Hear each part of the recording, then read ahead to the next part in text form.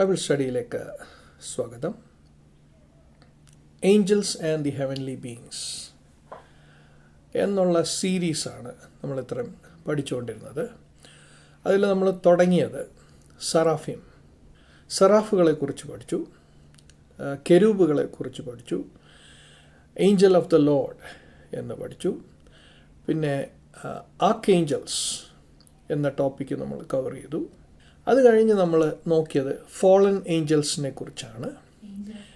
ഇനി നമ്മൾ ഇന്നത്തെ ക്ലാസ്സിൽ നമ്മൾ പഠിക്കാൻ പോകുന്നത് ഏഞ്ചൽസിനെ കുറിച്ചാണ്.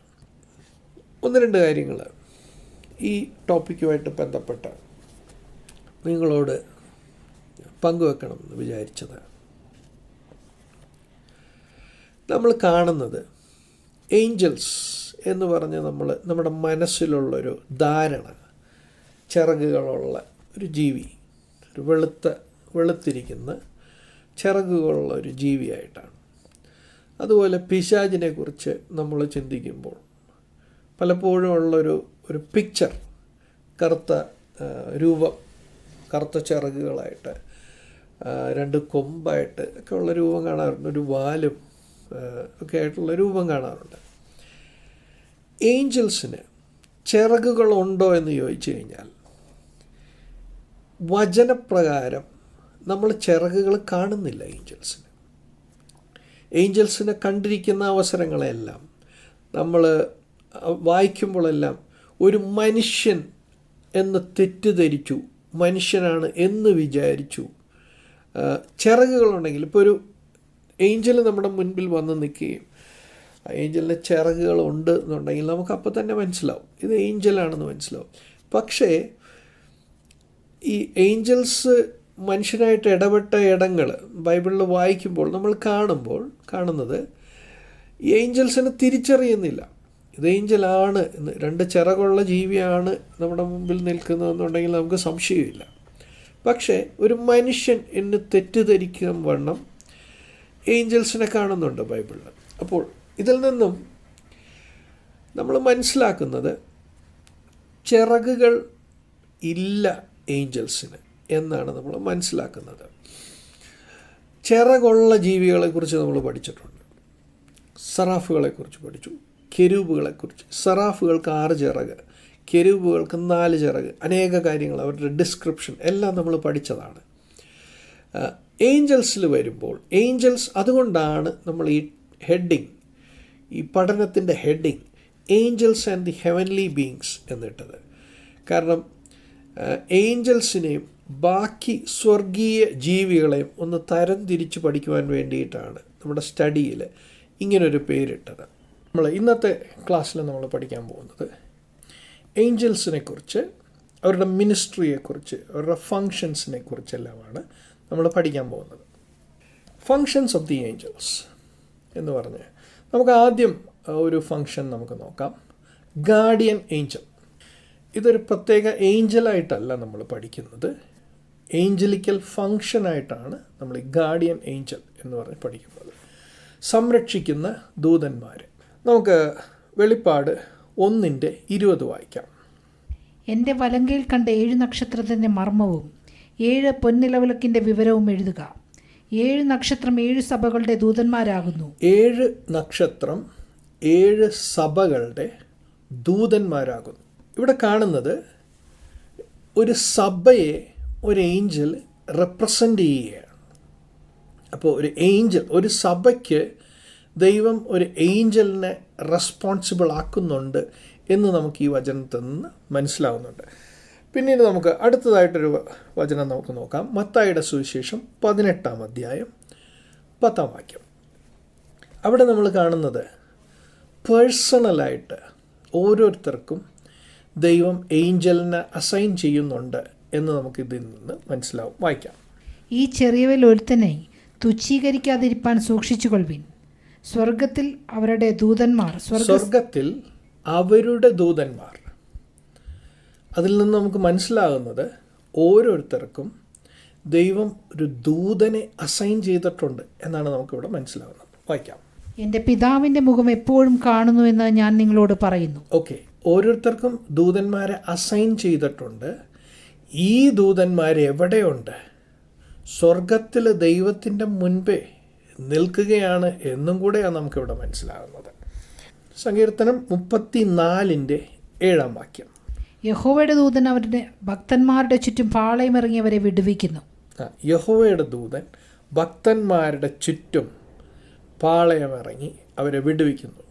അപ്പോൾ ഇവിടെ ഭക്തന്മാർക്ക് അസൈൻ ചെയ്തിരിക്കുന്ന ഏഞ്ചൽ ഓഫ് ഗാഡ്.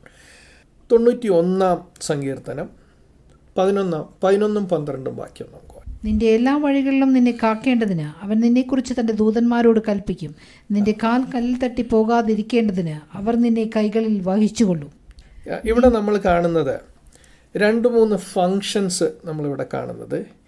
നിന്റെ എല്ലാ വഴികളിലും വായിച്ചു. നിന്നെ കാക്കേണ്ടതിന് ഫങ്ഷൻ എന്താണ്? നിന്നെ കാക്കുക എന്നുള്ളൊരു ഫങ്ഷനാണ് ദൂതന് കൊടുക്കുന്നത്.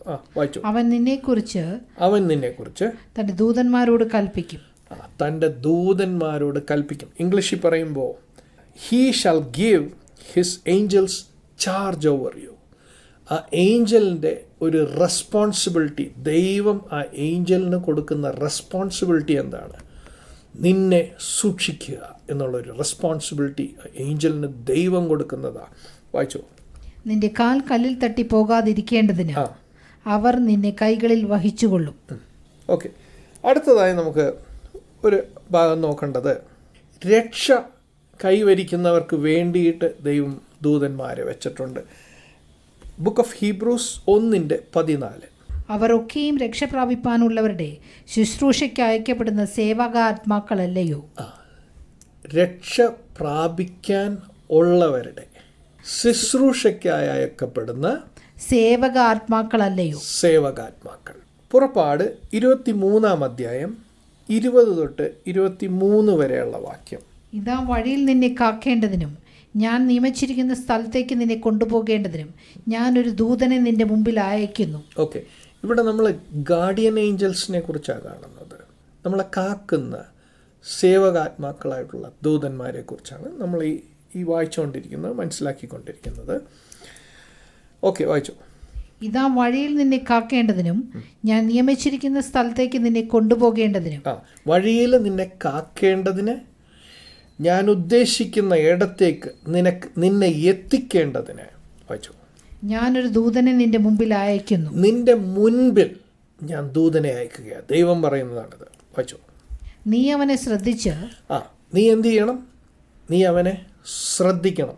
അവൻ്റെ വാക്ക് കേൾക്കണം. സംസാരിക്കും. ദൂതൻ നിന്നോട് സംസാരിക്കും. എങ്ങനെ സംസാരിക്കും? It might not be audible voice, കേൾക്കുന്ന ശബ്ദം, പക്ഷേ നിന്നോട് അവൻ കമ്മ്യൂണിക്കേറ്റ് ചെയ്യും എന്നാണ് നമുക്കിവിടെ മനസ്സിലാകുന്നത്. ദൂതൻ നമ്മളോട് കമ്മ്യൂണിക്കേറ്റ് ചെയ്യും. വായിച്ചു. അവനോട് വിഘടിക്കരുത്. അവൻ നിങ്ങളുടെ അതിക്രമങ്ങളെ ക്ഷമിക്കയില്ല. എൻ്റെ നാമം അവനിലുണ്ട്. വായിച്ചോ. എന്നാൽ നീ അവൻ്റെ വാക്ക് ശ്രദ്ധയോടെ കേട്ട് ഞാൻ കൽപ്പിക്കുന്നതൊക്കെയും ചെയ്താൽ. ഓക്കെ, അപ്പോൾ അവൻ്റെ വാക്ക് ശ്രദ്ധയോട് കേട്ട്, നമ്മൾ കേൾക്കുന്ന ആരുടെ വാക്കാണ്? ദൂതൻ്റെ വാക്ക് ശ്രദ്ധയോടെ കേട്ട് ഞാൻ കൽപ്പിക്കുന്നതൊക്കെയും എന്നാണ് പറയുന്നത്. അതായത് ദൂതൻ സ്വന്തം കയ്യിൽ നിന്ന് എടുത്ത് പറയുന്നതല്ല, ദൈവം ദൂതനിലൂടെ സംസാരിക്കുന്നതാണ് എന്നാണ് നമുക്കിവിടെ മനസ്സിലാകുന്നത്. വായിക്കാം. നിന്നെ പകയ്ക്കുന്നവരെ ഞാൻ പകയ്ക്കും, നിന്നെ ഞെരുക്കുന്നവരെ ഞാൻ ഞെരുക്കും. ദൈവത്തെ അനുസരിക്കാൻ തീരുമാനിച്ച് മുൻപോട്ട് പോകുന്നൊരു വ്യക്തിയുടെ പ്രൊട്ടക്ഷൻ ദൈവം ഏറ്റെടുക്കുന്നതാണ് നമ്മളിവിടെ കാണുന്നത്. നിന്നെ പകയ്ക്കുന്നവരെ ഞാൻ പകയ്ക്കും. നിന്നെ ഞെരുക്കുന്നവരെ ഞാൻ ഞെരുക്കും. റൈറ്റ്. എൻ്റെ ദൂതൻ നിനക്ക് മുമ്പായി നടന്ന് നിന്നെ അമോനിയർ, ഹിത്യർ, പെരിസിയർ. ഇവിടെ നമ്മൾ കാണുന്നത് അനേക ശത്രുക്കളുടെ പേരാണ് അവിടെ ദൈവം എടുക്കുന്നത്. Go before you and bring you. അതായത് നിൻ്റെ മുൻപേ പോകും, നിന്നെ ഞാൻ നടത്തുന്നിടത്ത് എത്തിക്കും. അതിൻ്റെ അവസാനം നമ്മൾ കാണുന്നത് അവരെ ഞാൻ നിർമൂലമാക്കും. Okay, I will cut them off. അപ്പോൾ നമ്മളിവിടെ കാണുന്നത് ഗാർഡിയൻ ഏഞ്ചൽസിൻ്റെ ഫങ്ഷൻസ് ആണ് നമ്മളിവിടെ നോക്കിക്കൊണ്ടിരിക്കുന്നത്. അടുത്തതായി നമുക്ക് നോക്കാം, ഏഞ്ചൽസ് വർഷിപ്പ് ഗോഡ്. ഏഞ്ചൽസിൻ്റെ ഒരു ഫങ്ഷൻ, അടുത്ത ഫങ്ഷൻ, സെക്കൻഡ് വൺ. നമുക്ക് സങ്കീർത്തനം 148:2 ഒന്ന് വായിക്കാം. അവൻ്റെ സകല ദൂതന്മാരുമായുള്ളവരെ അവനെ സ്തുതിപ്പിൻ, അവൻ്റെ സർവ്വസൈന്യവുമേ അവനെ സ്തുതിപ്പിൻ. ഓക്കെ, അവനെ സ്തുതിപ്പിൻ, ദൂതന്മാരോട് പറയുകയാണ്. The angels worship God. ഇംഗ്ലീഷിൽ പറയുമ്പോൾ praise him all his angels, praise him all his ഹോസ്. ലൂക്കോസിൻ്റെ സുവിശേഷം 2-ാം അധ്യായം 13-15 വരെയുള്ള വാക്യം. പെട്ടെന്ന് സ്വർഗീയ സൈന്യത്തിന്റെ ഒരു സംഘം ദൂതനോട് ചേർന്ന് ദൈവത്തെ പുകഴ്ത്തി. ഓക്കെ, ദൂതനോട് ചേർന്ന് സ്വർഗീയ സൈന്യം എന്തു ചെയ്യുകയാണ്? ദൈവത്തെ പുകഴ്ത്തുകയാണ്. വായിച്ചോ. അത്യുന്നതങ്ങളിൽ ദൈവത്തിന് മഹത്വം, ഭൂമിയിൽ ദൈവപ്രസാദമുള്ള മനുഷ്യർക്ക് സമാധാനമെന്ന് പറഞ്ഞു. ഓക്കെ, ദൂതന്മാർ അവരെ വിട്ട് സ്വർഗത്തിൽ പോയ ശേഷം ഇടയന്മാർ. മതി. ഓക്കെ, അപ്പോൾ അവിടെ ഈ ദൂതന്മാർ, ഏഞ്ചൽസ് വേർഷിപ്പ് ഗോഡ്, ദൈവത്തെ ആരാധിക്കുന്നവർ, ദൈവത്തെ മഹത്വപ്പെടുത്തുന്ന ഒരു ഫങ്ഷൻ ദൂതന്മാർക്കുണ്ട് എന്നാണ് നമ്മൾ ഈ വാക്യങ്ങളിൽ നമ്മൾ മനസ്സിലാക്കുന്നത്. മൂന്നാമത്തെ ഒരു ഫങ്ഷൻ നോക്കാം. ദേ ആർ വാരിയേഴ്സ്, യുദ്ധം ചെയ്യുന്നവരാണ് ദൂതന്മാർ. വെളിപ്പാട് പുസ്തകം 12-ാം അധ്യായം 7-ാം വാക്യം. പിന്നെ സ്വർഗത്തിൽ യുദ്ധമുണ്ടായി, മിഖായേലും അവൻ്റെ ദൂതന്മാരും മഹാസർപ്പത്തോട് പടവെട്ടി, തൻ്റെ ദൂതന്മാരുമായി മഹാസർപ്പവും പടവെട്ടി ജയിച്ചില്ലതാനും. ഓക്കെ, ഇവിടെ നമ്മൾ കാണുന്നത് ഒരു യുദ്ധമാണ്. മിഖായേൽ, നമ്മൾ ആർക്കേഞ്ചൽസിനെ കുറിച്ച് പഠിച്ചപ്പോൾ കണ്ടു. മിഖായേലും ആൻഡ് ഹിസ് ഏഞ്ചൽസ്, അവൻ്റെ ദൂതന്മാരും പടവെട്ടുന്നത് ഡ്രാഗൺ, മഹാസർപ്പവും അവൻ്റെ ദൂതന്മാരുമായിട്ട് ഒരു യുദ്ധരംഗമാണ് നമ്മളിവിടെ വെളിപ്പാടിൽ കാണുന്നത്. നമ്മൾ മിഖായേൽ ജയിക്കും എന്നാണ് നമ്മളവിടെ കാണുന്നത്. ഇനി വെളിപ്പാട് പുസ്തകം 20:1-3 വരെയുള്ള വാക്യം നോക്കാം. അനന്തരം ഒരു ദൂതൻ അഗാധത്തിന്റെ താക്കോലും. ഓക്കെ, ഇവിടെ നമ്മൾ കാണുന്നത് പിശാചിനെ ചങ്ങലയിലേക്ക് ബന്ധിച്ചിടുന്ന ഒരു ഭാഗമാണ് നമ്മളിവിടെ കാണുന്നത്. വായിക്കാം. അനന്തരം ഒരു ദൂതൻ അഗാധത്തിന്റെ താക്കോലും ഒരു വലിയ ചങ്ങലയും കയ്യിൽ പിടിച്ചുകൊണ്ട് സ്വർഗത്തിൽ നിന്ന് ഇറങ്ങുന്നത് ഞാൻ കണ്ടു. ഓക്കെ, ഒരു ദൂതൻ കയ്യിൽ താക്കോലുമുണ്ട്, ചങ്ങലയുമുണ്ട്, സ്വർഗത്തിൽ നിന്ന് ഇറങ്ങുന്ന രംഗം. വായിക്കാം. അവൻ പിശാചും സാത്താനും എന്നുള്ള പഴയ പാമ്പായ മഹാസർപ്പത്തെ പിടിച്ച് 1000 ആണ്ടേക്ക് ചങ്ങലയിട്ടു. ഓക്കെ, 1000 ആണ്ട് കഴിയുവോളം ജാതികളെ വഞ്ചിക്കാതിരിപ്പാൻ അവനെ അഗാധത്തിൽ തള്ളിയിട്ട് അടച്ചുപൂട്ടുകയും മീതെ മുദ്രയിടുകയും ചെയ്തു. ഓക്കെ, ഇവിടെ കാണുന്നത് പിശാചിനെ തളയ്ക്കാൻ വേണ്ടി 1000 ആണ്ട് ചങ്ങലയിൽ ഇടാൻ വേണ്ടിയിട്ട് ഒരു ദൂതൻ വരികയാണ്. ദൂതൻ്റെ ഒരു ഫങ്ഷനാണ് നമ്മൾ മൂന്നാമതായിട്ട് ചിന്തിച്ചത്. They are warriors. അടുത്ത 4-ാമത്തെ ഫങ്ഷൻ നമുക്ക് നോക്കാം. എക്സിക്യൂട്ട് ജഡ്ജ്മെൻറ്റ്സ്, ദൈവത്തിൻ്റെ ന്യായവിധിയെ നടപ്പാക്കുന്നത് ദൂതന്മാരാണ്. 2 രാജാക്കന്മാർ 19:35 നോക്കാം. അന്ന് രാത്രി യഹോവയുടെ ദൂതൻ പുറപ്പെട്ട് അശൂർ പാളയത്തിൽ 1,85,000 പേരെ കൊന്നു. ഇവിടെ നമ്മൾ കാണുന്നത് ഒരു ദൂതനാണ് പുറപ്പെടുന്നത്. സംഹരിക്കുന്നത് എത്ര പേരെയാ? 1,85,000 പേരെ ഒരു ദൂതൻ. ദൂതൻ്റെ മൈറ്റ്, ഫലം, ശക്തി യെക്കുറിച്ചൊരു ഐഡിയ കിട്ടുന്ന ഒരു ഭാഗമാണ് നമ്മൾ ഈ വായിച്ചത്. ഇതേ കാര്യം തന്നെ നമുക്ക് ഏഷ്യാവിൻ്റെ പുസ്തകം 37-ാം അധ്യായം 36-ാം വാക്യത്തിൽ കാണാം. എന്നാൽ യഹോവയുടെ ദൂതൻ പുറപ്പെട്ട് അശൂർ പാളയത്തിൽ 185,000 പേരെ കൊന്നു. 185,000 പേരെ കൊന്നു. 2 സ്ഥലത്തും ഒരേ ഇൻസിഡൻറ്റ്, അതായത് ആദ്യം പറഞ്ഞത് തെറ്റിപ്പോയതല്ല, അത് ഉറപ്പിക്കുന്നതാണ് അടുത്ത സ്റ്റേറ്റ്മെൻറ്റ്. അടുത്തതായിട്ട് നമ്മൾ നോക്കുന്നത് ബാലാമും കഴുതയും തമ്മിലുള്ള ഒരു ഭാഗമാണ്. നമ്പേഴ്സ് 22:22-23 വാക്യം. സംഖ്യാപുസ്തകം 22-ാം അധ്യായം 22-23 വാക്യം. അവൻ പോകുന്നത് കൊണ്ട് ദൈവത്തിന്റെ കോപം ജ്വലിച്ചു. യഹോവയുടെ ദൂതൻ വഴിയിൽ അവന് പ്രതിയോഗിയായി നിന്നു. യഹോവയുടെ ദൂതൻ അവന് എതിരെ നിൽക്കുകയാണ്. അവനോ കഴുതപ്പുറത്ത് കയറി യാത്ര ചെയ്യുകയായിരുന്നു. അവന്റെ 2 ബാല്യക്കാരും കൂടെയുണ്ടായിരുന്നു. യഹോവയുടെ ദൂതൻ വാൾ ഊരിപ്പിടിച്ചുകൊണ്ട് വഴിയിൽ നിൽക്കുന്നത് കഴുത കണ്ടു. ഓക്കെ, അപ്പോൾ ഇവിടെ നമ്മൾ കാണുന്ന രംഗം, കഴുത കാണുന്നത്, യഹോവയുടെ ദൂതൻ വാള് ഊരിപ്പിടിച്ച് നിൽക്കുന്നതാണ്.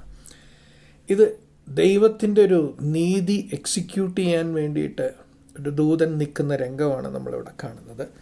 അടുത്തതായി നമുക്ക് നോക്കാം അപ്പോസ്തല പ്രവർത്തനം 12-ാം അധ്യായം 23-ാം വാക്യം നമുക്ക് നോക്കാം. അവൻ ദൈവത്തിന് മഹത്വം കൊടുക്കുകയാൽ കർത്താവിന്റെ ദൂതൻ ഉടനെ അവനെ അടിച്ചു. അവൻ കൃമിക്ക് ഇരയായി പ്രാണനെ വിട്ടു. ഓക്കെ, ഇതിൻ്റെ പശ്ചാത്തലം പറഞ്ഞാൽ ഹെരോദാവിനെ ന്യായം വിധിക്കാൻ വേണ്ടിയിട്ട് ദൈവത്തിൻ്റെ ദൂതൻ വരുന്നതാണ് നമ്മളിവിടെ കാണുന്നത്. ആ ദൂതൻ ഹെരോദാവിനെ അടിക്കുകയും പുഴു അവൻ്റെ ശരീരത്തെ തിന്നുന്ന ഒരു രോഗം വന്ന് അവൻ മരിച്ചു പോകുന്നതാണ് നമ്മളിവിടെ കാണുന്നത്. ഒരിക്കൽ കൂടെ ആ വാക്യം വായിക്കാം. അവൻ ദൈവത്തിന് മഹത്വം കൊടുക്കായികയാൽ കർത്താവിന്റെ ദൂതൻ ഉടനെ അവനെ അടിച്ചു. അവൻ കൃമിക്ക് ഇരയായി പ്രാണനെ വിട്ടു. ഓക്കെ, അടുത്തതായി നമുക്ക് വായിക്കേണ്ടത് ദാവീദ് ഒരു സെൻസസ് എടുക്കുകയാണ്. എത്ര പട്ടാളക്കാരുണ്ട്, എത്ര ജനങ്ങളുണ്ട്, എന്ത് റിസോഴ്സസ് ഉണ്ട് എന്നുള്ളൊരു സെൻസസ് എടുക്കുമ്പോൾ ദൈവത്തിന് അത് ഇഷ്ടപ്പെട്ടില്ല. ദൈവം ആഗ്രഹിക്കുന്നത് നമ്മൾ അവനിൽ ആശ്രയിക്കുവാൻ വേണ്ടിയിട്ടാണ്, സ്വന്തം ശക്തിയിലല്ല. അപ്പോൾ ആ വാക്യം നമുക്ക് വായിക്കാം. 1 Chronicles 21:15-16. 1 ദിനവൃത്താന്തം 21:15-16. ദൈവം യെരൂശലേമിനെ നശിപ്പിക്കേണ്ടതിന് ഒരു ദൂതനെ അവിടെ അയച്ചു. ദൈവം ജെറുസലേമിനെ നശിപ്പിക്കേണ്ടതിന് ഗോഡ് സെൻഡ് ആൻ ഏഞ്ചൽ. വായിക്കാം. അവൻ നശിപ്പിപ്പാൻ ഭാവിക്കുമ്പോൾ യഹോവ കണ്ട് ആ അനർത്ഥത്തെക്കുറിച്ച് അനുതപിച്ച് നാശകദൂതനോട് മതി, നിന്റെ കൈ പിൻവലിക്ക എന്ന് കൽപ്പിച്ചു. യഹോവയുടെ ദൂതൻ യെബൂസിനായ ഒർന്നാന്റെ കള്ളത്തിനരികെ നിൽക്കുകയായിരുന്നു. ദാവീദ് തലപൊക്കി യഹോവയുടെ ദൂതൻ വാളൂരി യെരൂശലേമിന് മീതെ നീട്ടിപ്പിടിച്ചും കൊണ്ട് ഭൂമിക്കും ആകാശത്തിനും മധ്യ നിൽക്കുന്നത് കണ്ടു. ദാവീദ് മൂപ്പന്മാരും രട്ടെടുത്ത് സാഷ്ടാംഗം വീണു. ഓക്കെ, ദാവീദ് അവിടെ കാണുന്ന കാഴ്ച, ഭൂമിക്കും ആകാശത്തിൻ്റെ മധ്യേ ഒരു ദൂതൻ വാളൂരിപ്പിടിച്ച് നിൽക്കുന്നതാണ്. ഇവിടെയെല്ലാം നമ്മൾ ചിന്തിക്കുന്നത് എക്സിക്യൂട്ടിംഗ് ഗോഡ്സ് ജഡ്ജ്മെൻറ്റ്, ദൂതൻ്റെ ഒരു ഫങ്ഷൻ, അതാണ് നമ്മൾ ഇത് വരെ കണ്ടത്. നമുക്ക് അടുത്തൊരു ഫങ്ഷൻ നമുക്ക് നോക്കാം. They are messengers. ഏഞ്ചൽ എന്ന വാക്കിൻ്റെ അർത്ഥം തന്നെ മെസ്സഞ്ചർ എന്നാണ്. ഇപ്പോൾ ദേ ആർ മെസ്സഞ്ചേഴ്സ്, ദൈവത്തിൻ്റെ ഒരു ദൂത് നമ്മളുടെ പക്കൽ കൊണ്ടെത്തിക്കുന്ന ഒരു ഫങ്ഷൻ. മോശയ്ക്ക് നിയമം കൊടുക്കുവാൻ വേണ്ടിയിട്ട്, 10 കൽപ്പനകൾ കൊടുക്കുവാൻ വേണ്ടിയിട്ട് ദൈവം ഉപയോഗിച്ചത് ദൂതനെയാണ്. അപ്പോസ്തല പ്രവർത്തനം 7-ാം അധ്യായം 38-ാം വാക്യമായി. സീനായ് മലയിൽ തന്നോട് സംസാരിച്ച ദൂതനോടും നമ്മുടെ പിതാക്കന്മാരോടും കൂടെ മരുഭൂമിയിലെ സഭയിൽ ഇരുന്നവനും നമുക്ക് തരുവാൻ ജീവനുള്ള അരുളപ്പാട് ലഭിച്ചവനും അവൻ തന്നെ. മതി. സീനായ് മലയിൽ തന്നോട് സംസാരിച്ച ദൂതൻ, അവിടെ സംസാരിച്ചത് ദൂതനാണ് എന്നാണ് ഈ വചനം പറയുന്നത്. അപ്പോസ്തല പ്രവർത്തനം 7-ന്റെ അതേ ചാപ്റ്ററിൽ 7-ന്റെ 53-ാം വാക്യം ഒന്ന് വായിക്കാം. അവന് നിങ്ങൾ ഇപ്പോൾ ദ്രോഹികളും കൊലപാതകരും ആയിത്തീർന്നു. നിങ്ങൾ ദൈവദൂതന്മാരുടെ നിയോഗങ്ങളായി ന്യായപ്രമാണം പ്രാപിച്ചു എങ്കിലും. ദൈവദൂതന്മാരുടെ നിയോഗങ്ങളാൽ ന്യായപ്രമാണം പ്രാപിച്ചു എന്നാണ് നമ്മളവിടെ കാണുന്നത്. Who have received the law by the direction of angels and have not kept it. Galatians 3:19. ഗലാത്യരുടെ പുസ്തകം 3:19. എന്നാൽ ന്യായപ്രമാണം എന്തിന്? വാഗ്ദത്തം ലഭിച്ച സന്തതി വരുവോളം അത് ലംഘനങ്ങൾ നിമിത്തം കൂട്ടിച്ചേർത്തതും ദൂതന്മാർ മുഖാന്തരം മധ്യസ്ഥന്റെ കയ്യിൽ ഏൽപ്പിച്ചതും അത്രേ. ഓക്കെ, ദൂതന്മാർ മുഖാന്തരം ന്യായപ്രമാണം ഏൽപ്പിക്കപ്പെട്ടത് എന്ന് നമ്മൾക്ക് അവിടെ നിന്ന് കാണാൻ സാധിക്കും. ഹെബ്രായർ പുസ്തകം 2-ാം അധ്യായം 2-ാം വാക്യം. ദൂതന്മാർ മുഖാന്തരം അരുളി ചെയ്ത വചനം സ്ഥിരമായിരിക്കുകയും. ദൂതന്മാർ മുഖാന്തരം അരുൾ ചെയ്ത വചനം എന്ന് അവിടെ പറയുന്നുണ്ട്. അടുത്തതായിട്ട് മെസ്സഞ്ചർ എന്നുള്ള ഫങ്ഷൻ നമ്മൾ കാണുന്നത് ദൈവം ഗിദിയോനോട് ഇടപെടുമ്പോൾ ഉള്ള ഭാഗത്ത് ജഡ്ജസ് 6:12. യഹോവയുടെ ദൂതൻ അവന് പ്രത്യക്ഷനായി അല്ലയോ പരാക്രമശാലിയെ, യഹോവ നിന്നോട് കൂടെയുണ്ട് എന്ന് അവനോട് പറഞ്ഞു. യഹോവയുടെ ദൂതൻ ഗിദിയോൻ്റെ മുൻപിൽ പ്രത്യക്ഷനായി. ഗിദിയോനോടൊരു മെസ്സേജ് കൊടുക്കുവാൻ വേണ്ടിയിട്ട് ദൈവം ഒരു ദൂതനെയാണ് അയച്ചത് എന്ന് നമുക്കവിടെ മനസ്സിലാവും. ശിംശോൻ്റെ ജനനത്തെ അനൗൺസ് ചെയ്യുവാൻ, ഒരു മെസ്സേജ് കൊടുക്കുവാൻ, ശിംശോൻ്റെ അമ്മയ്ക്ക് മെസ്സേജ് കൊടുക്കുവാൻ ദൈവം അയച്ചത് ഒരു ദൂതനെയാണ്. അത് നമ്മൾ കാണുന്നത് ജഡ്ജസ് 13:3, ന്യായാധിപന്മാരുടെ പുസ്തകം 13-ാം അധ്യായം 3-ാം വാക്യം. ആ സ്ത്രീക്ക് യഹോവയുടെ ദൂതൻ പ്രത്യക്ഷനായി അവളോട് പറഞ്ഞത്, നീ മച്ചിയല്ലോ, പ്രസവിച്ചിട്ടുമില്ല, എങ്കിലും നീ ഗർഭം ധരിച്ച ഒരു മകനെ പ്രസവിക്കും. ഓക്കെ, അത് ശിംശോൻ്റെ അമ്മയുടെ മുൻപിൽ ദൈവത്തിൻ്റെ ദൂതൻ പ്രത്യക്ഷപ്പെട്ട് ഒരു മെസ്സേജ് കൊടുക്കുന്നതാണ്. ശിംശോൻ ജനിക്കുന്നതിനെക്കുറിച്ച് ഒരു മെസ്സേജ് കൊടുക്കുന്നത് ദൂതനാണ് അവിടെ കാണുന്നത്. ഇനി സ്നാപയോനാൻ്റെ ജനനത്തെ ഡിക്ലെയർ ചെയ്യുവാൻ വേണ്ടി ദൈവം ഒരു ദൂതനെ അയക്കുന്നത് ലൂക്കോസിൻ്റെ സുവിശേഷം 1-ാം അധ്യായം 11-13 വരെയുള്ള വാക്യത്തിൽ നമുക്കത് കാണാം. അപ്പോൾ കർത്താവിൻ്റെ ദൂതൻ ധൂപപീഠത്തിൻ്റെ വലത്ത് ഭാഗത്ത് നിൽക്കുന്നവനായിട്ട് അവന് പ്രത്യക്ഷനായി. സെക്കരിയാവ് അവനെ കണ്ട് ഭ്രമിച്ച് ഭയപരവശനായി. ദൂതൻ അവനോട് പറഞ്ഞത്, സെക്കരിയാവേ, ഭയപ്പെടേണ്ട, നിന്റെ പ്രാർത്ഥനയ്ക്ക് ഉത്തരമായി നിന്റെ ഭാര്യ എലിശബത്ത് നിനക്കൊരു മകനെ പ്രസവിക്കും, അവന് യോഹന്നാൻ എന്ന് പേരിടേണം. ഓക്കെ, ഇവിടെ സക്രിയാവിൻ്റെ അടുത്ത് മുൻപിൽ പ്രത്യക്ഷപ്പെടുന്നത് ദൈവത്തിൻ്റെ ഒരു ദൂതനാണ്. നമുക്കറിയാം, സക്രിയാവ് ആ ദൂതനെ കണ്ട് ഭയപ്പെടുന്ന ഒരു രംഗമാണ് നമ്മളിവിടെ കാണുന്നത്. അപ്പോൾ അതിൽ നിന്ന് തന്നെ നമുക്ക് തിരിച്ചറിയാം ഇതൊരു സൂപ്പർ നാച്ചുറൽ ആയിട്ടുള്ള ഒരു ഇൻസിഡൻ്റ് ആണ് ഈ സംഭവിക്കുന്നത്. എന്നാൽ ദൂതൻ ആദ്യമേ സക്രിയാവിൻ്റെ അടുത്ത് പറയുന്ന വാക്ക് ഭയപ്പെടേണ്ട എന്ന് പറഞ്ഞിട്ട് ഒരു മകൻ ജനിക്കും, മകൻ്റെ പേര് യോഹന്നാൻ എന്ന് ദൂതൻ പറഞ്ഞു കൊടുക്കുന്നത് നമുക്ക് കാണാൻ സാധിക്കും. യേശുവിൻ്റെ ജനനത്തിങ്കൽ അതിനൊരു വഴിയൊരുക്കുന്നതിൻ്റെ ഭാഗമായിട്ട് ലൂക്കോസിൻ്റെ സുവിശേഷം 1-ാം അധ്യായം 26 മുതൽ 31 വരെയുള്ള വാക്യം, ഇവിടെ നമ്മൾ കാണുന്നത് മറിയത്തിൻ്റെ അടുത്ത് ദൂതൻ പ്രത്യക്ഷപ്പെടുന്ന രംഗമാണ് നമ്മൾ ഇപ്പോൾ വായിക്കാൻ പോകുന്നത്. 6-ാം മാസത്തിൽ ദൈവം ഗബ്രിയേൽ ദൂതനെ നസ്രത്ത് എന്ന ഗലീല പട്ടണത്തിൽ ദാവീദ് ഗൃഹത്തിലുള്ള യോസഫ് എന്നൊരു പുരുഷനെ വിവാഹം നിശ്ചയിച്ചിരുന്ന കന്യകയുടെ അടുക്കൽ അയച്ചു. ഇവിടെ ഗബ്രിയേൽ ദൂതനെയാണ് അയച്ചത് എന്ന് ഒരു പേര്, ദൂതൻ്റെ പേര് ഇവിടെ വെളിപ്പെടുത്തുന്നുണ്ട്. ഗബ്രിയേലിൻ്റെ അർത്ഥം ഗോഡ് ഇസ് മൈ സ്ട്രെങ്ത് എന്നാണ്. ഗബ്രിയേൽ ദൂതനെ നമ്മൾ കാണുന്നത് ദൈവം ഒരു മെസ്സേജ് അയക്കാൻ വേണ്ടിയിട്ട് ഉള്ള ഇടങ്ങളിലാണ് ഗബ്രിയേൽ ദൂതനെ നമ്മൾ കണ്ടിട്ടുള്ളത്. വായിക്കാം. ദൂതൻ അവളുടെ അടുക്കൽ അകത്ത് ചെന്ന്, കൃപ ലഭിച്ചവളെ, നിനക്ക് വന്ദനം, കർത്താവ് നിന്നോട് കൂടെയുണ്ട് എന്ന് പറഞ്ഞു. കൃപ ലഭിച്ചവളെ, നിനക്ക് വന്ദനം. വായിക്കാം. അവൾ ആ വാക്ക് കേട്ട് ഭ്രമിച്ചു, ഇത് എന്തൊരു വന്ദനമെന്ന് വിചാരിച്ചു. ദൂതൻ അവളോട്, മറിയേ, ഭയപ്പെടേണ്ട, നിനക്ക് ദൈവത്തിന്റെ കൃപ ലഭിച്ചു. നീ ഗർഭം ധരിച്ചൊരു മകനെ പ്രസവിക്കും, നിനക്ക് ദൈവത്തിന്റെ കൃപ ലഭിച്ചു. വായിച്ചു. നീ ഗർഭം ധരിച്ചൊരു മകനെ പ്രസവിക്കും, അവനെ യേശു എന്ന് പേർ വിളിക്കണം. ഓക്കെ, വായിച്ചു. അവൻ വലിയവനാകും, അത്യുന്നതന്റെ പുത്രനെന്ന് വിളിക്കപ്പെടും. കർത്താവായ ദൈവം അവന്റെ പിതാവായ ദാവീദിന്റെ സിംഹാസനം അവന് കൊടുക്കും. അവൻ യാക്കോബ് ഗൃഹത്തിന് എന്നേക്കും രാജാവായിരിക്കും, അവന്റെ രാജ്യത്തിന് അവസാനമുണ്ടാകുകയില്ല എന്ന് പറഞ്ഞു. മാറിയ ദൂതനോട്, ഞാൻ പുരുഷനെ അറിയായികയാൽ. അടുത്തത് നമുക്ക് മത്തായിയുടെ സുവിശേഷം 1-ാം അധ്യായം 18 മുതൽ 21 വരെയുള്ള വാക്യം നമുക്ക് നോക്കാം. ഇവിടെ നമ്മൾ കാണുന്നത് യോസഫിൻ്റെ സ്വപ്നത്തിൽ ഒരു ദൂതൻ പ്രത്യക്ഷപ്പെടുന്നതാണ്. യേശുവിൻ്റെ ജനനമായിട്ട് ബന്ധപ്പെട്ട് യോസഫ് തിരിച്ചറിഞ്ഞു മറിയ ഗർഭിണിയാണ്. എന്നാൽ അപ്പോൾ യോസഫിന് ഈ ബന്ധത്തിൽ നിന്നും മാറാൻ വേണ്ടിയിട്ട് സ്വകാര്യത്തിൽ യോസഫ് ചിന്തിച്ചുകൊണ്ടിരിക്കുന്ന സമയത്ത് ദൈവം ഒരു മെസ്സേജ് അയക്കുന്നതാണ് ഒരു ദൂതൻ വഴി സ്വപ്നത്തിൽ. അതിനെക്കുറിച്ച് നമുക്ക് വായിക്കാം. മത്തായിയുടെ സുവിശേഷം 1-ാം അധ്യായം 18 മുതൽ 21 വരെയുള്ള വാക്യം. എന്നാൽ യേശുക്രിസ്തുവിൻ്റെ ജനനം ഇവണ്ണമായിരുന്നു. അവൻ്റെ അമ്മയായ മറിയ യോസെഫിന് വിവാഹം നിശ്ചയിക്കപ്പെട്ട ശേഷം അവർ കൂടി വരും മുമ്പേ പരിശുദ്ധാത്മാവിനാൽ ഗർഭിണിയായി എന്ന് കണ്ടു.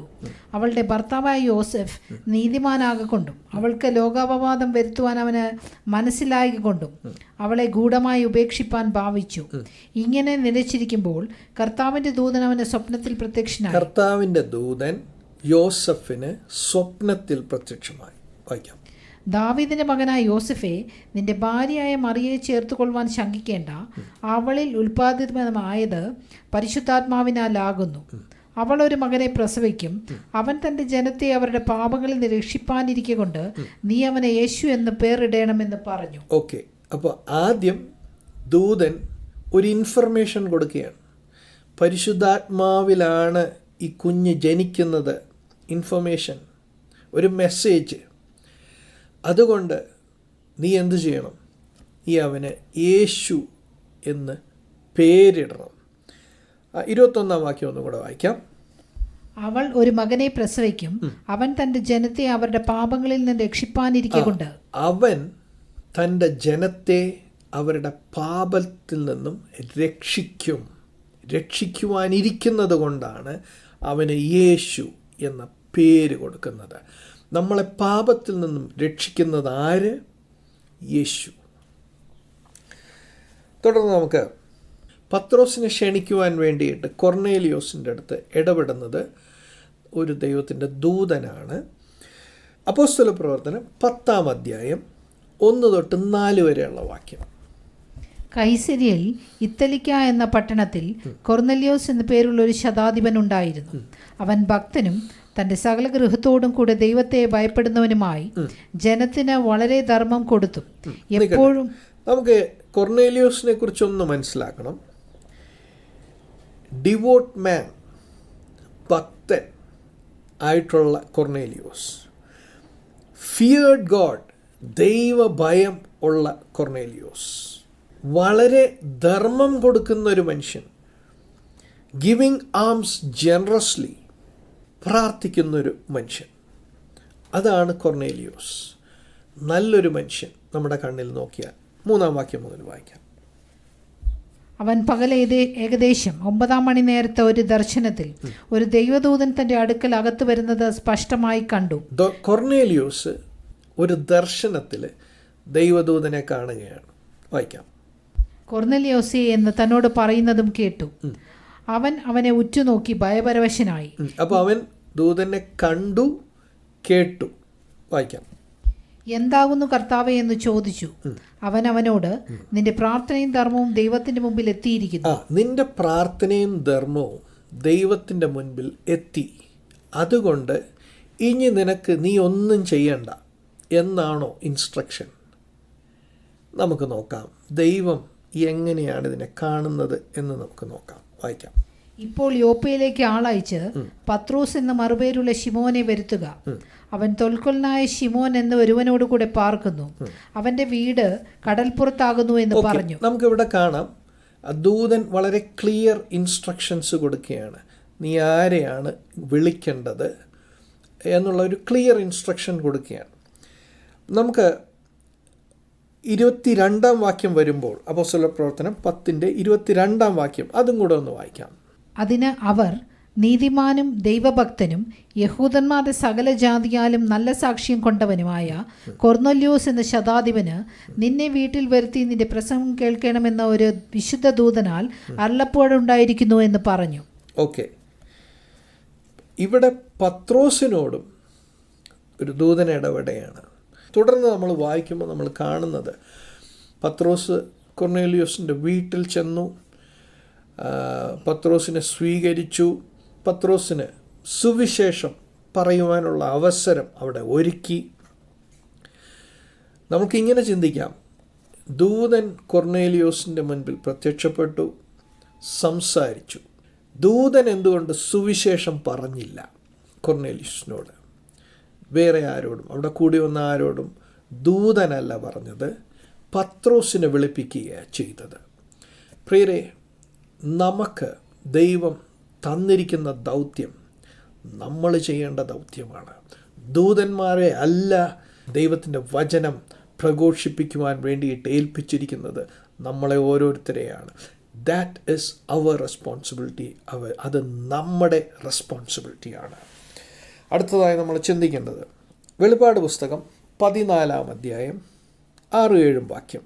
വേറൊരു ദൂതൻ ആകാശമധ്യേ പറക്കുന്നത് ഞാൻ കണ്ടു.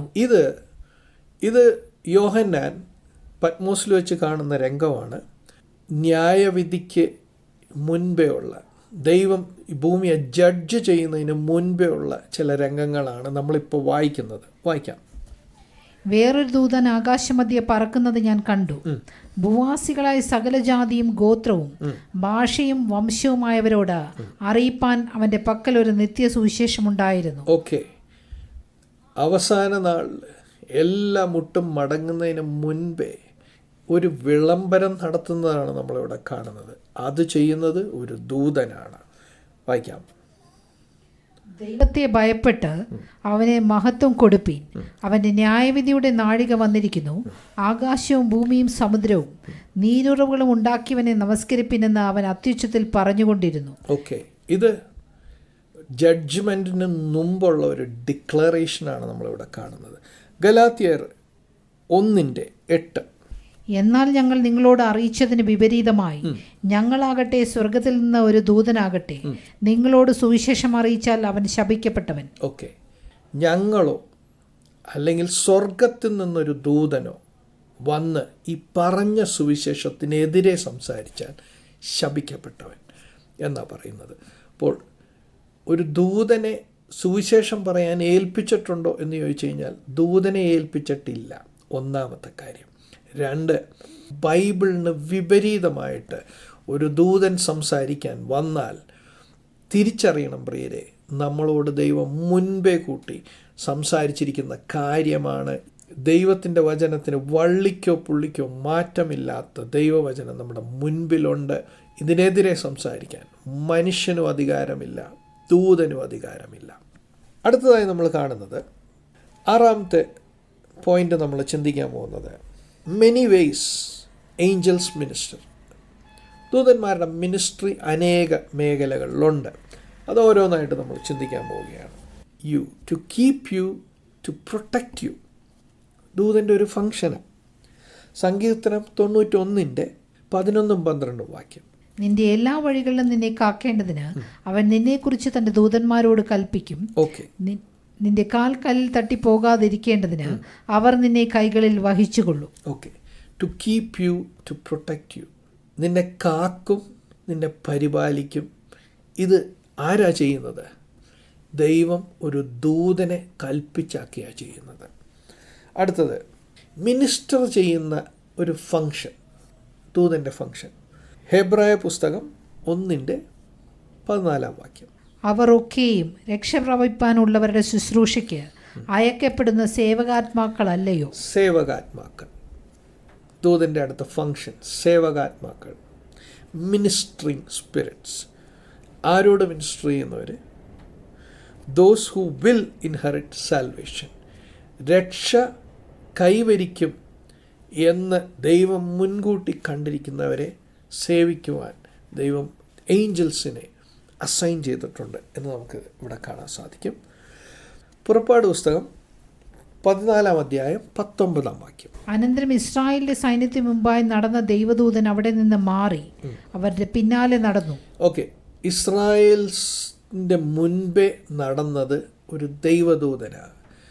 നമ്മളെ ദൈവം നയിക്കുമ്പോൾ നമ്മുടെ മുൻപിൽ അവനൊരു ദൂതനെ കണ്ടിട്ടുണ്ട്. നമ്മൾ പോകുന്നതിന് മുൻപേ അവൻ്റെ ദൂതൻ നമ്മുടെ മുൻപേ പോകുന്നുണ്ട് എന്ന് നമുക്കിവിടെ കാണാം. ദാനിയേലിൻ്റെ പുസ്തകം 6-ാം അധ്യായം 22-ാം വാക്യം. അവിടെ നമ്മൾ കാണുന്നത് ദാനിയേൽ സിംഹക്കുഴിയിൽ കിടക്കുമ്പോൾ സിംഹത്തിന് എപ്പോൾ വേണോ അവനെ അറ്റാക്ക് ചെയ്യാം. എന്നാൽ ദാനിയേലിന് പറയാനുള്ളത് നമുക്കവിടെ കാണാം. സിംഹങ്ങൾ എനിക്ക് കേടുവരുത്താതിരിക്കേണ്ടതിന് എൻ്റെ ദൈവം തൻ്റെ ദൂതനെ അയച്ച് അവയുടെ വായ അടച്ചു കളഞ്ഞു. എൻ്റെ ദൈവം ദൂതനെ അയച്ചു, സിംഹത്തിൻ്റെ വായ അടച്ചു. ഇനി നമ്മൾ നോക്കുന്നത് ലോത്തിൻ്റെ ജീവിതത്തിൽ നമ്മൾ കാണുന്നത്.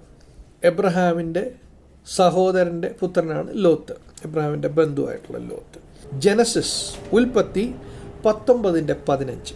ഉഷസായപ്പോൾ ദൂതന്മാർ ലോത്തിനെ ബന്ധപ്പെടുത്തി, ഈ പട്ടണത്തിന്റെ അകൃത്യത്തിൽ നശിക്കാതിരിപ്പാൻ എഴുന്നേറ്റ് നിന്റെ ഭാര്യയെയും ഇവിടെ കാണുന്ന നിന്റെ 2 പുത്രിമാരെയും കൂട്ടിക്കൊണ്ട് പൊയ്ക്കൊള്ളുക എന്ന് പറഞ്ഞു. ഓക്കെ, ഇവിടെ നമ്മൾ കാണുന്നത് ദൂതൻ്റെ ഒരു റെസ്ക്യൂ മിഷനാണ്. ലോത്തിനെയും ലോത്തിൻ്റെ കുടുംബത്തെയും ഈ നശിക്കാൻ പോകുന്ന പട്ടണത്തിൽ നിന്നും പുറത്തേക്ക് പോകുവാൻ വേണ്ടിയിട്ടുള്ള ഇൻസ്ട്രക്ഷൻ ലോത്തിന് കൊടുത്ത് ബന്ധപ്പെടുത്തി ലോത്തിനെ അവിടെ നിന്ന് പറഞ്ഞയക്കുന്നതാണ് നമ്മൾ കാണുന്നത്. ഒരു റെസ്ക്യൂ മിഷൻ ഏഞ്ചൽസിൻ്റെ, അതാണ് നമ്മളവിടെ കാണുന്നത്. അടുത്തത് ജനസിസ് 48:16, ഉൽപ്പത്തി 48:16. എന്നെ സകല ദോഷങ്ങളിൽ നിന്നും വിടുവിച്ച ദൂതൻ ഈ കുട്ടികളെ അനുഗ്രഹിക്കുമാറാകട്ടെ. ഓക്കെ, ഇത് യാക്കോബ് പറയുന്നത് യാക്കോബിൻ്റെ ജീവിതത്തിൻ്റെ ഒരു ലേറ്റർ ഹാഫിലാണ് യാക്കോബ് ഇത് സംസാരിക്കുന്നത്. എന്നെ സകല ദോഷങ്ങളിൽ നിന്നും വിടുവിച്ച ദൂതൻ. യഹോവ വിടുവിച്ചു എന്ന് പറയുമ്പോൾ അത് ചെയ്യുന്ന ഫങ്ഷണൽ റെസ്പോൺസിബിലിറ്റി ഒരു ദൂതനാണ് ഉള്ളത് എന്ന് നമ്മൾ മനസ്സിലാക്കുന്നു. പത്രോസിനെ കാരാഗ്രഹത്തിൽ നിന്നും വിടുവിക്കുവാൻ ഇറങ്ങി വന്നത് ആ രംഗം നമുക്ക് വായിക്കാം. അപ്പോസ്തലപ്രവർത്തനം 5:19. രാത്രിയിലോ കർത്താവിന്റെ ദൂതൻ കാരാഗ്രഹവാതിൽ തുറന്നവരെ പുറത്തു കൊണ്ടുവന്നു. നിങ്ങൾ ദേവാലയത്തിൽ ചെന്ന് ഈ ജീവന്റെ വചനം എല്ലാ ജനത്തോടും പ്രസ്താവിപ്പിനെന്ന് പറഞ്ഞു. ഓക്കെ, അടുത്തത് നമ്മൾ കാണുന്നത് 2ാം പ്രാവശ്യവും അപ്പോസ്തലപ്രവർത്തനം 12:6-10 വരെയുള്ള വാക്യം. 2ാം പ്രാവശ്യവും പത്രോസിനെ ജയിലറയിൽ നിന്നും പുറത്തിറക്കുന്ന രംഗമാണ് വീണ്ടും നമ്മൾ കാണുന്നത്. വായിക്കാം. ഹെരോദാവ് അവനെ ജനത്തിന് മുൻപിൽ നിർത്തുവാൻ ഭാവിച്ചതിൻ്റെ തലേ രാത്രിയിൽ പത്രോസ് 2 ചങ്ങലയാൽ ബന്ധിക്കപ്പെട്ടവനായി 2 പടയാളികളുടെ നടുവിൽ ഉറങ്ങുകയായിരുന്നു. വാതിലിന്റെ മുമ്പിൽ കാവൽക്കാർ കാരാഗ്രഹം കാത്തുകൊണ്ടിരുന്നു. പെട്ടെന്ന് കർത്താവിന്റെ ദൂതൻ അവിടെ പ്രത്യക്ഷനായി. അറയിലൊരു വെളിച്ചം പ്രകാശിച്ചു. അവൻ പത്രോസിനെ വിലാപ്പുറത്ത് തട്ടി, വേഗം എഴുന്നേൽക്ക എന്ന് പറഞ്ഞ് അവനെ ഉണർത്തി. ഉടനെ അവന്റെ ചങ്ങല കൈമയിൽ നിന്ന് വീണുപോയി. ദൂതൻ അവനോട് അരകെട്ടി ചെരുപ്പിട്ട് മുറുക്കുക എന്ന് പറഞ്ഞു. അവൻ അങ്ങനെ ചെയ്തു. നിന്റെ വസ്ത്രം പുതച്ച് എൻ്റെ പിന്നാലെ വരിക എന്ന് പറഞ്ഞു. അവൻ പിന്നാലെ ചെന്നു. ദൂതൻ മുഖാന്തരം സംഭവിച്ചത് വാസ്തവമെന്ന് അറിയാതെ താനൊരു ദർശനം കാണുന്നു എന്ന് നിരൂപിച്ചു. അവർ 1-ാം കാവലും 2ാമത്തേതും കടന്ന് പട്ടണത്തിൽ ചെല്ലുന്ന ഇരുമ്പ് വാതിൽക്കൽ എത്തി. അത് അവർക്ക് സ്വതവേ തുറന്നു. അവർ പുറത്തിറങ്ങി ഒരു തെരുവ് കടന്നു. ഉടനെ ദൂതൻ അവനെ വിട്ടുപോയി. ഓക്കെ, ഇവിടെ ഒരു സൂപ്പർ നാച്ചുറൽ എൻകൗണ്ടർ ആണ് ഒരു ദൂതൻ ചെയ്യുന്നത്. ദൂതൻ അവരുടെ മുൻപിൽ പ്രത്യക്ഷപ്പെടുമ്പോൾ ഇത് സ്വപ്നമാണോ ദർശനമാണോ എന്താ എന്ന് അറിയാണ്ട് പത്രോസ് ഇരിക്കുകയാണ്. ഇത് നടക്കുന്ന കാര്യമാണോ എന്ന് തിരിച്ചറിയുന്നില്ല. അവൻ്റെ ചങ്ങലകൾ വീണു പോകുന്നു.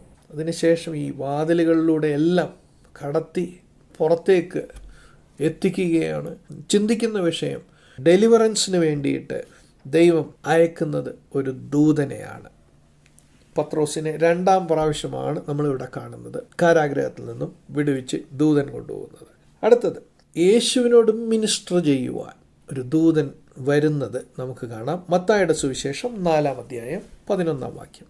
അപ്പോൾ പിശാച് അവനെ വിട്ടുപോയി, ദൂതന്മാർ അടുത്തു വന്ന് അവനെ ശുശ്രൂഷിച്ചു. ഓക്കെ, ഇതിൻ്റെ പശ്ചാത്തലം യേശു മരുഭൂമിയിലെ പരീക്ഷണത്തിന് ശേഷം പിശാച് അവനെ വിട്ടുപോയതിന് ശേഷം കാണുന്നത് ദൂതന്മാർ യേശുവിനെ ശുശ്രൂഷിക്കാൻ വേണ്ടിയിട്ട് വന്ന രംഗമാണ് നമ്മളിവിടെ കാണുന്നത്.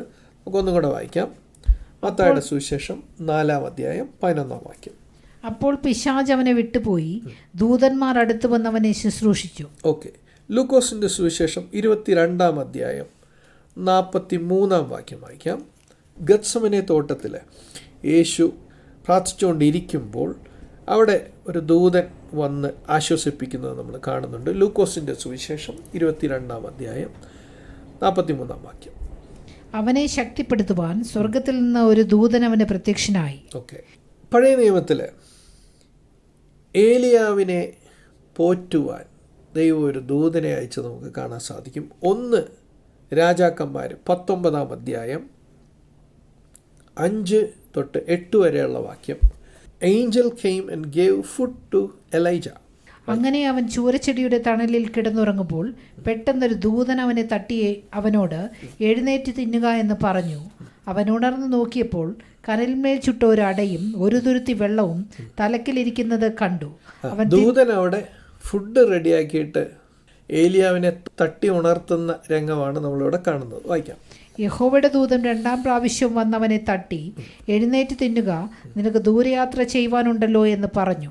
അപ്പോൾ ഈ ദൂതന് അറിയാം ഏലിയാവിന് ഭക്ഷണം ആവശ്യമുണ്ട്, അവനൊരു ദീർഘയാത്രയുണ്ട്. അത് ചെയ്യുവാൻ വേണ്ടിയിട്ട്, മിനിസ്റ്റർ ചെയ്യാൻ വേണ്ടിയിട്ട് ദൈവം ദൂതനെ അയച്ച ആ ദൂതനാണ് അവിടെ നമ്മൾ കാണുന്നത്. അടുത്തത് നമ്മൾ കാണുന്നത് ഇസഹാക്കിൻ്റെ വിവാഹത്തിന് വേണ്ടിയിട്ട് ഒരു ഭാര്യയെ കണ്ടുപിടിക്കാൻ വേണ്ടിയിട്ട് എബ്രഹാം എലിയസറിനോട് എൻ്റെ ചർച്ചക്കാരുടെ ദേശത്തേക്ക് പോയി എൻ്റെ മകനൊരു ഭാര്യയെ എടുക്കണം എന്ന് പറയുമ്പോൾ ആ രംഗമാണ് അവിടെ സംഭവിക്കുന്നത്. നമുക്കൊന്ന് നോക്കാം. ജനസിസ് 24:7, ഉൽപ്പത്തി 24:7. എൻ്റെ പിതൃഭവനത്തിൽ നിന്നും ജന്മദേശത്തു നിന്നും എന്നെ കൊണ്ടുവന്നവനും. ഇത് എബ്രഹാമാണ് ഇവിടെ സംസാരിക്കുന്നത്. എന്നോട് അരുളി ചെയ്തവനും നിന്റെ സന്തതിക്ക് ഞാൻ ഈ ദേശം കൊടുക്കുമെന്ന് എന്നോട് സത്യം ചെയ്തവനുമായി സ്വർഗത്തിൻ്റെ ദൈവമായ യഹോവ എൻ്റെ മകന് നീ ഒരു ഭാര്യയെ അവിടെ നിന്ന് കൊണ്ടുവരുവാൻ തക്കവണ്ണം നിനക്ക് മുമ്പായി തൻ്റെ ദൂതനെ അയക്കും. നിനക്ക് മുമ്പായി ദൈവം തൻ്റെ ദൂതനെ അയക്കും.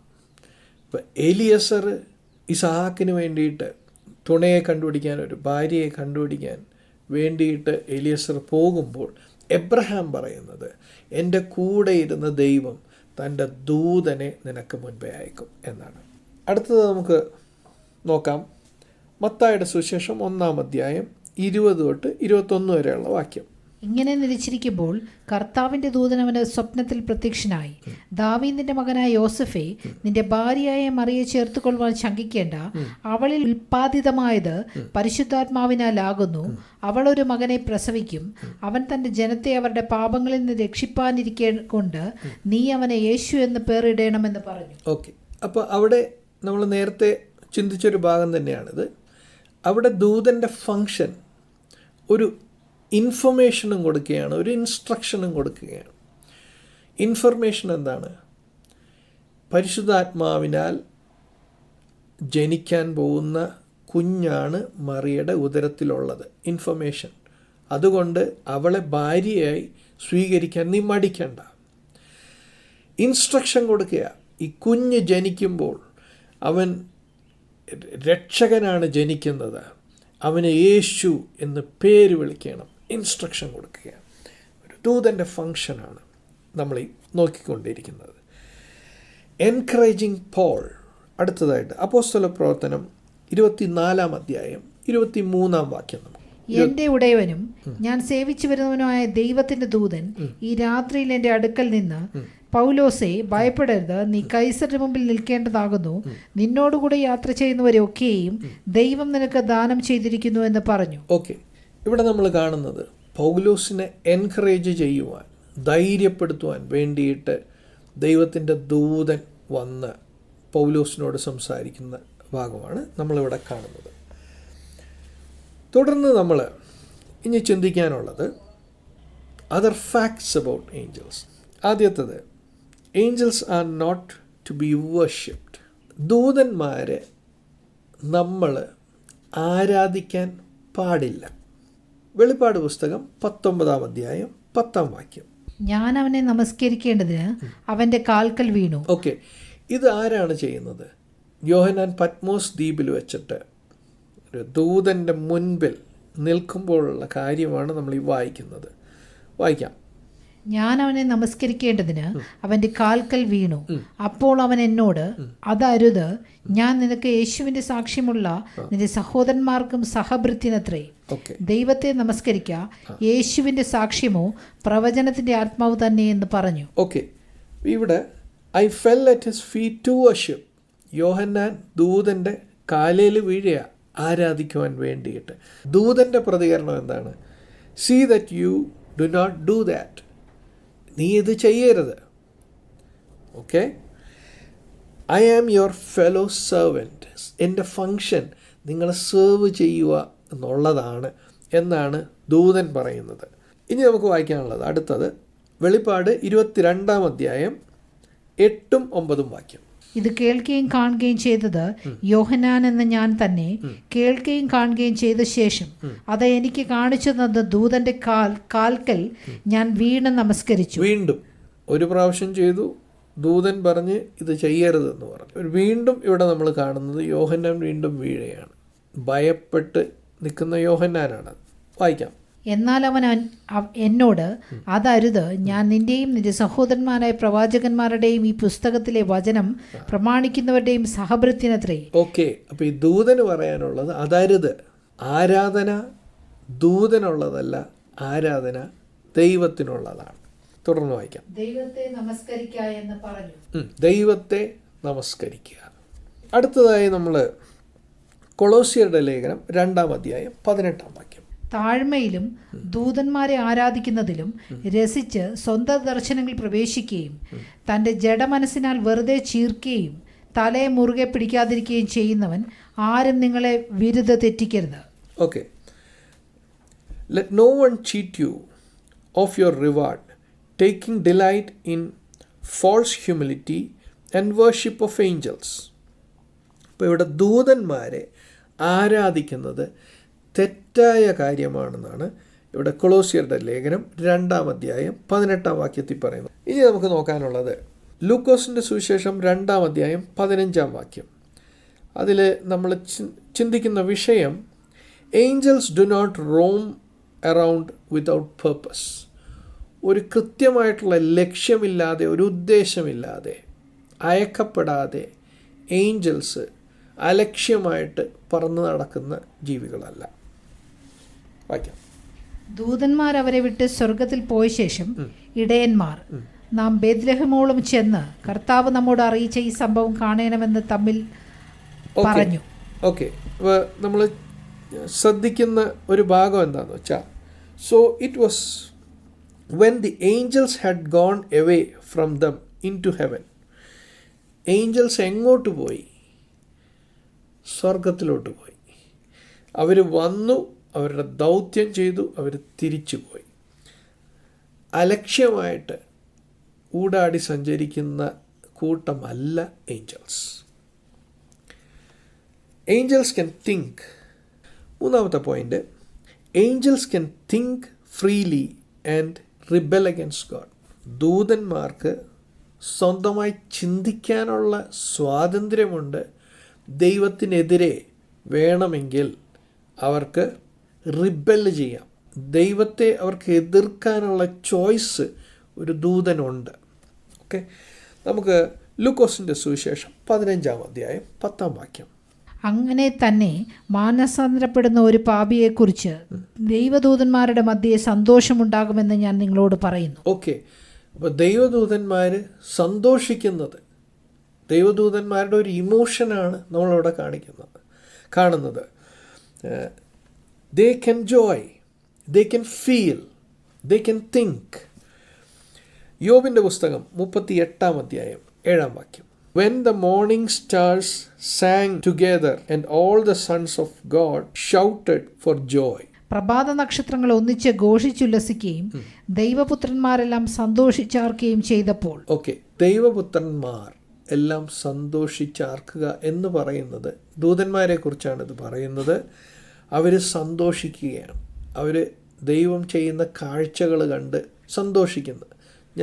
അവർക്ക് ഇമോഷൻസ് ഉണ്ട് എന്ന് നിങ്ങൾക്ക് മനസ്സിലാക്കാൻ വേണ്ടിയിട്ടാണ് നമ്മൾ ഈ റെഫറൻസ് എടുക്കുന്നത്.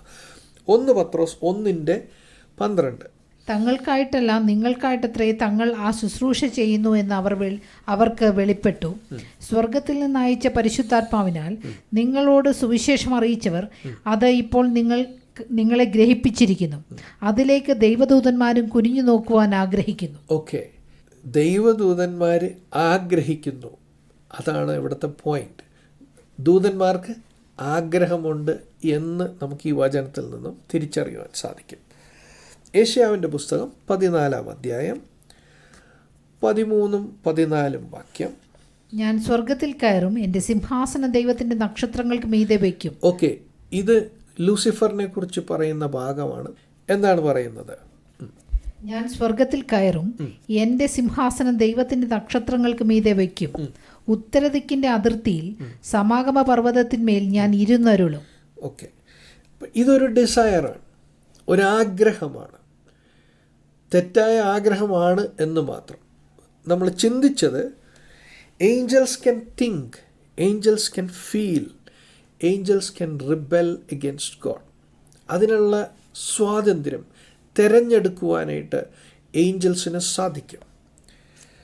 അടുത്തത് 4ാമത്തെ പോയിന്റ് നമ്മൾ കാണുന്നത്, angels can take human form and interact in flesh. ദൂതന്മാർക്ക് മനുഷ്യൻ്റെ രൂപമെടുക്കാൻ സാധിക്കും, ശരീരത്തിൽ ഇടപെടുവാൻ സാധിക്കും. വായിക്കാം, ജനസിസ് 6:4, ഉൽപ്പത്തി 6:4. അക്കാലത്ത് ഭൂമിയിൽ മല്ലന്മാർ ഉണ്ടായിരുന്നു.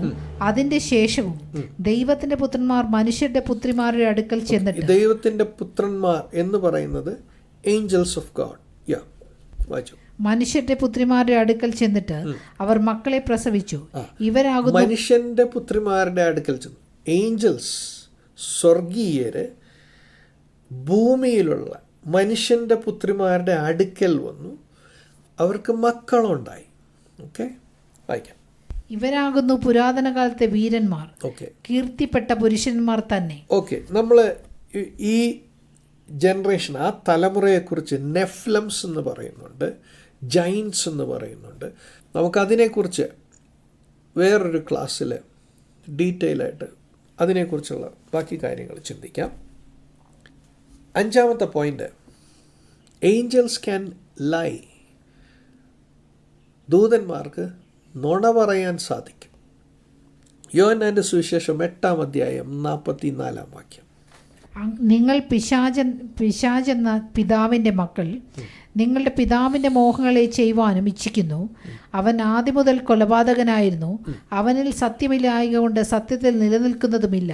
അവൻ ബോഷ്ക്ക് പറയുമ്പോൾ സ്വന്തത്തിൽ നിന്ന് എടുത്തു പറയുന്നു. ഓക്കെ, അപ്പോൾ ഇവിടെ ഡെവിളിനെ കുറിച്ച്, പിശാചിനെ കുറിച്ചാണ് പറയുന്നത്.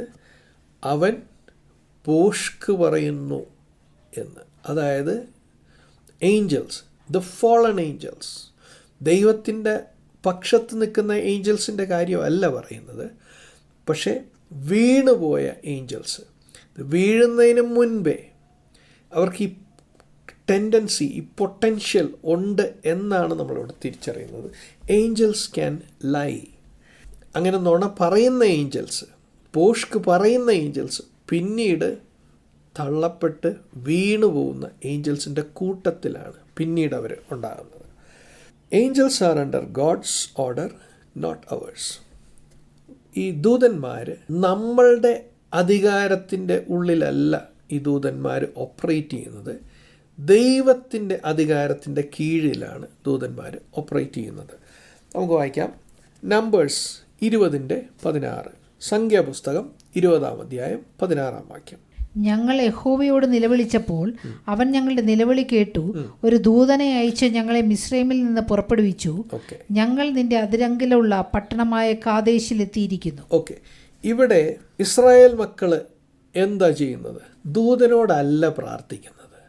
ഇസ്രായേൽ മക്കള് യഹോവയോട് വിളിച്ചപേക്ഷിക്കുകയാണ്. അതിനുത്തരമായിട്ട് യഹോവ അയക്കുന്നത് ഒരു ദൂതനെയാണ്. ദൂതനുമായിട്ടല്ല നേരിട്ട് നമുക്ക് ബന്ധം, ദൈവവുമായിട്ടാണ് നമുക്ക് ബന്ധം. മത്തായിയുടെ സുവിശേഷം 26-ാം അധ്യായം 53-ാം വാക്യം. എൻ്റെ പിതാവിനോട് ഇപ്പോൾ തന്നെ 12 ലെഗ്യോനിലും അധികം ദൂതന്മാരെ എൻ്റെ അരികെ നിർത്തേണ്ടതിന് എനിക്ക് അപേക്ഷിച്ചുകൂടാ എന്ന് തോന്നുന്നുവോ? ഓക്കെ, യേശു ക്രിസ്തുവിൻ്റെ ക്രൂശീകരണവുമായിട്ട് ബന്ധപ്പെട്ട് യേശു സംസാരിക്കുമ്പോൾ യേശു പറയുന്നത് എന്താണ്? അവിടെ ഞാൻ ദൂതന്മാരെ വിളിക്കും എന്നല്ല പറയുന്നത്, ദൂതന്മാരോട് വരാൻ പറയും എന്നല്ല പറയുന്നത്, പിതാവിനോട് അപേക്ഷിക്കും എന്നാണ് പറയുന്നത്. അതാണ് പ്രിയരെ പ്രോട്ടോക്കോൾ. യേശു പിതാവിനോട് ചോദിക്കും, പിതാവ് ദൂതന്മാരെ അയക്കും. നമ്മൾ ദൂതന്മാരുടെ മേൽ അധികാരം എക്സസൈസ് ചെയ്യേണ്ടവരല്ല. നമ്മൾ ദൈവമായിട്ടുള്ള ബന്ധത്തിലാണ് നമ്മൾ നിൽക്കേണ്ടത്. ദൂതന്മാരോട് കമാൻഡ് ചെയ്യേണ്ടതും കൺട്രോൾ ചെയ്യേണ്ടതും നമ്മളല്ല, ദൈവമാണ്. ഇനി രസകരമായിട്ടുള്ള ചില കാര്യങ്ങളും കൂടെ ചർച്ച ചെയ്യാം. Angeles can eat. ദൂതന്മാർക്ക് ഭക്ഷണം കഴിക്കുവാൻ സാധിക്കും. നമുക്കറിയാം മന്നയെക്കുറിച്ച് പറയുന്നത് ദ ഫുഡ് ഓഫ് ഏഞ്ചൽസ്, മാലാഖമാരുടെ ദൂതന്മാരുടെ ഭക്ഷണം എന്നാണ് മന്നയെക്കുറിച്ച് പറയുന്നത്. നമുക്ക് സങ്കീർത്തനങ്ങൾ 78-ാം അധ്യായം 24 മുതൽ 24-25 വാക്യം. അവർക്ക് തിന്മാൻ മന്ന വർഷിപ്പിച്ചു, സ്വർഗീയ ധാന്യം അവർക്ക് കൊടുത്തു. ഓക്കെ, ഇംഗ്ലീഷിൽ 25-ാം വാക്യം പറയുന്നത് മാൻ എയ്റ്റ് ഏഞ്ചൽസ് ഫുഡ്. ദൂതന്മാരുടെ ഭക്ഷണം മനുഷ്യൻ തിന്നു എന്നാണ് പറയുന്നത്. കഴിച്ചത് എന്താണ്? മന്നയാണ് കഴിച്ചത്. അതുപോലെ തന്നെ ലോത്തിനെ കുറിച്ചും എബ്രഹാമിനെ കുറിച്ചും എല്ലാം നമ്മൾ അവരുടെ ജീവിതം നോക്കുമ്പോൾ ലോത്തിൻ്റെ ഒരു ഭാഗം നമുക്കെടുക്കാം. ജനസിസ് 19 1-ാം വാക്യം ഒന്ന് വായിക്കാം, 3-ാം വാക്യവും വായിക്കാം. ഉൽപ്പത്തി 19-ാം അധ്യായത്തിൻ്റെ 1-ാം വാക്യം വായിക്കാം. ആ 2 ദൂതന്മാർ വൈകുന്നേരത്ത് സോതോമിലെത്തി. ലോത്ത് സോതോം പട്ടണവാതിൽക്കൽ ഇരിക്കുകയായിരുന്നു. അവരെ കണ്ടിട്ട് ലോത്ത് എഴുന്നേറ്റ് എതിരേറ്റ് ചെന്ന് നിലം വരെ കുനിഞ്ഞ് നമസ്കരിച്ചു. 3-ാം വാക്യം ഒന്ന് വായിക്കാം. അവൻ അവരെ ഏറ്റവും നിർബന്ധിച്ചു. അപ്പോൾ അവർ അവന്റെ അടുക്കൽ തിരിഞ്ഞ് അവന്റെ വീട്ടിൽ ചെന്നു. അവൻ അവർക്ക് വിരുന്നൊരുക്കി പുളിപ്പില്ലാത്ത അപ്പം ചുട്ടു. അവർ ഭക്ഷണം കഴിച്ചു. ആര് ഭക്ഷണം കഴിച്ചു? ദൈവത്തിൻ്റെ ദൂതന്മാർ. സോദോം ഗൊമോറ നശിപ്പിക്കുവാൻ വേണ്ടിയിട്ട് വന്നിരിക്കുന്ന ദൂതന്മാരാണ്. ലോത്ത് അവരെ കണ്ടു, അവരുടെ വീട്ടിലോട്ട് നിർബന്ധിച്ചു, ക്ഷണിച്ചു, ഭക്ഷണം കൊടുത്തു. ദൂതന്മാർ ലോത്തിൻ്റെ വീട്ടിൽ നിന്നും ഭക്ഷണം കഴിച്ചു. ദൂതന്മാർക്ക് ഭക്ഷണം കഴിക്കുവാൻ സാധിക്കും എന്നുള്ളൊരു പോയിൻ്റാണ് നമ്മളവിടെ കാണുന്നത്. 8-ാമത്തെ പോയിൻ്റ്, ഹെബ്രായരുടെ ലേഖനം 13-ാം അധ്യായം 2-ാം വാക്യം. അതിനാൽ ചിലർ അറിയാതെ ദൈവദൂതന്മാരെ സൽക്കരിച്ചിട്ടുണ്ടല്ലോ. അപ്പോൾ ദൈവദൂതന്മാരെ സൽക്കരിച്ചിട്ടുണ്ടല്ലോ. അപ്പോൾ ദൈവദൂതന്മാരെ നമുക്ക് സൽക്കരിക്കുവാൻ സാധിക്കും എന്നും കൂടെയാണ് അതിൽ നിന്നും നമ്മൾ മനസ്സിലാക്കുന്നത്. അടുത്തതായിട്ട് പ്രധാനപ്പെട്ടൊരു കാര്യം ചിന്തിക്കുന്നത്, God does not put his trust in angels. യോബിൻ്റെ പുസ്തകം 15-ാം അധ്യായം 15-ാം വാക്യം. ദൈവം തൻ്റെ ദൂതന്മാരിൽ ആശ്രയിക്കുന്നില്ല. വായിക്കാം.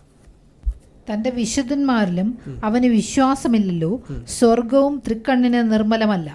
ഇംഗ്ലീഷിൽ നമ്മൾ ആ വാക്യം കാണുന്നത്, ഞാൻ ആംപ്ലിഫൈഡ് ബൈബിളിൽ നിന്നാണ് വായിക്കുന്നത്. Behold, God puts no trust in his holy ones, the angels. Indeed the heavens are not clean in his sight. നമുക്കിവിടെ നിന്ന് മനസ്സിലാകുന്നത്, ദൈവം ഒരു കാര്യം ചെയ്യുവാൻ വേണ്ടിയിട്ട് ദൂതന്മാരെ അക്കൗണ്ടബിൾ ആക്കാറുണ്ട്, അസൈൻ ചെയ്യാറുണ്ട്, ഏൽപ്പിക്കാറുണ്ട്. എന്നാൽ ദൈവം ഒരു കാര്യം ചെയ്യും എന്ന് പറഞ്ഞു കഴിഞ്ഞാൽ ദൂതൻ്റെ കഴിവിനൊത്തല്ല അത് സംഭവിക്കുന്നത്. ആ ദൂതന് സാധിച്ചില്ലേലും ദൈവം പറയുന്ന കാര്യം ദൈവം ചെയ്യുന്ന ദൈവമാണ്. God does not put his trust in the angels. ദൈവം ഒരു കാര്യം പറഞ്ഞിട്ട് എൻ്റെ ഏഞ്ചലിന് അത് ചെയ്യാൻ സാധിച്ചില്ല എന്നുള്ളൊരവസരം ഇല്ല, ഒരവസ്ഥ ഇല്ല, അങ്ങനെ ഒരു ചോദ്യമേ ഇല്ല. ദൈവം ഒരു കാര്യം ചെയ്യുമെന്ന് തീരുമാനിച്ചാൽ അവനത് ചെയ്തിരിക്കും. God doesn't put his trust in his angels. ഏഞ്ചൽസിനെ കുറിച്ചുള്ള പഠനം ഇവിടെ നമ്മൾ കൺക്ലൂഡ് ചെയ്യുകയാണ്. ഇനിയും തുടർന്ന് ഇതിൻ്റെ ഡീറ്റെയിൽ ആയിട്ട് വേറെ അനേക കാര്യങ്ങൾ പഠിക്കുവാനുണ്ട്. ഫോളൻ ഏഞ്ചൽസിനെ കുറിച്ച്, ഡീമൺസിനെ കുറിച്ച്, ഭൂതങ്ങളെക്കുറിച്ച്, അശുദ്ധാത്മാവിനെക്കുറിച്ച് എല്ലാം നമ്മൾ ഇനിയുള്ള ക്ലാസ്സുകളിൽ പഠിക്കുന്നതായിരിക്കും. ഈ സീരീസ് നമ്മളിവിടെ കൺക്ലൂഡ് ചെയ്യുകയാണ്. ദൈവം നിങ്ങളെ ആത്മീയ മർമ്മങ്ങളും വചനത്തിൻ്റെ സത്യത്തിലോട്ടും നടത്തുവാൻ ഇത് സഹായകരമാകട്ടെ. God bless you.